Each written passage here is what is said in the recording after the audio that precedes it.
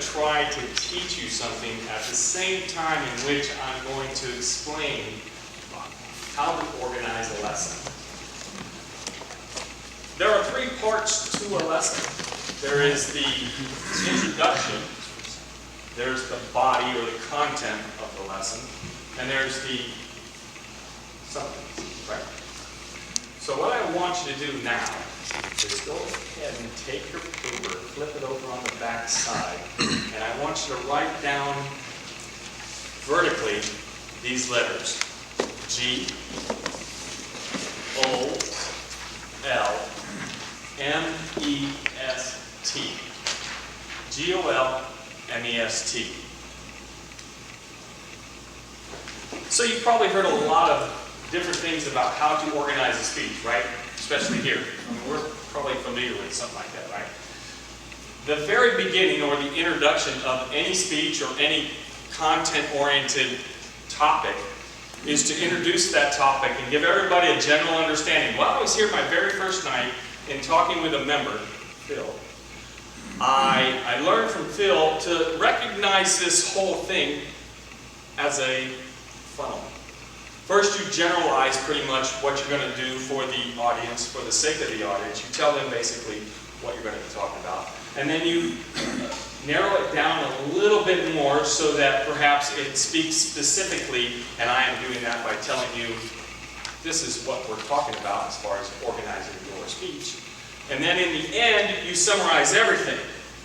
So what he told me in a nutshell is, first you want to tell him what you're going to tell him, then you tell him what you told him. Everybody get that?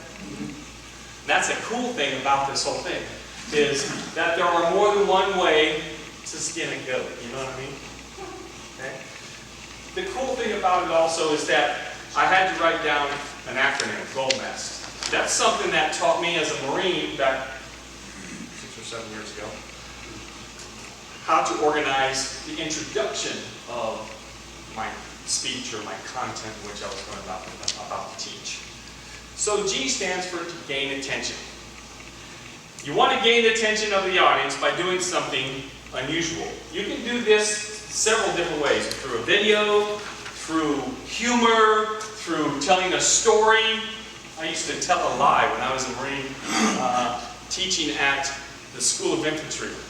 I would tell the Marines a big, fat lie. It was a story about my dad and how he went to Vietnam. Actually, my dad retired before Vietnam. So anyways, while I told it, I got to this point of my speech, and I got all choked up. And I think it was because I just missed my dad. But it worked every time. I mean, all the privates were cheering. Wow, he's really... Well, it was a big, fat lie. It was not true. But it worked.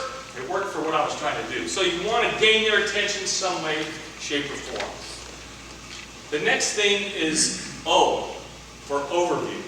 Overview are the main ideas of what you're getting ready to talk about. Nothing more, nothing less. You want to tell them the overview of what it is you're going to talk about. The next is L. L for learning objectives. Now, learning objectives tell the student exactly what's expected of him or her without a doubt. It's unambiguous, and it tells them what they have to do or learn. M stands for method and media. That's telling them how you're going to give the period of instruction or the speech. The method is lecture, informal lecture, demonstration followed by practical application, something like that. And then the media, obviously, is if you're going to be aided by some sort of media, like right now I'm just doing pretty much an informal lecture, but if I was aided by PowerPoint, I'd want to mention that, if I wanted to get that detail. After I talk about the method and media, the next thing I'm going to talk about is evaluation. How they're going to be evaluated, when they're going to be evaluated, the type of evaluation that I might give them, or that they might be given at the time of evaluation. And then safety. That's a huge thing.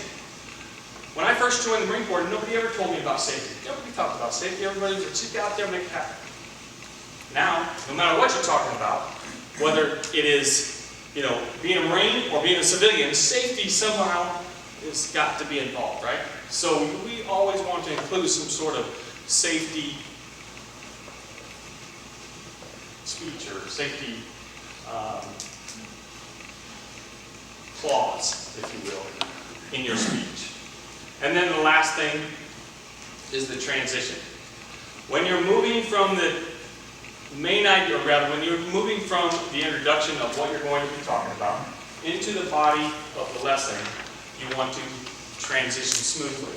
So that'd be nothing more than saying, does everybody understand how they're going to, or how they're going to receive this lesson? What the expectation is before we move on? Any questions about the learning objective? No, then you just move on. So there was a detailed kind of acronym for an introduction of a speech. But it's easier, if I go by what Phil said, it's easier just to go out there, tell them a good story, and introduce what it is you're going to talk about. Now, the second part of this is the body of the content, or the body of the speech. And it's nothing more than the content and what it is you're going to talk about. During that time, you do transition from one main idea to the next. And I suppose that the most important thing about transitioning from one main idea to the next is to make sure that you ask a question to make sure they understood what you just talked about, and then introduce the next main idea when you're getting ready to talk about it. After you've talked about your main idea, there's the content, or excuse me, the summary. During the summary, it's nothing more than taking them back to the beginning by telling them what they just learned.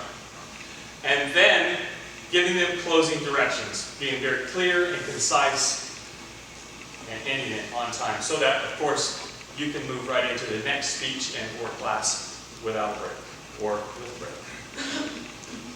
So, you tell them what you tell them, or you tell them what you're going to tell them, you tell them, and then you tell them what you told them. Thank you very much.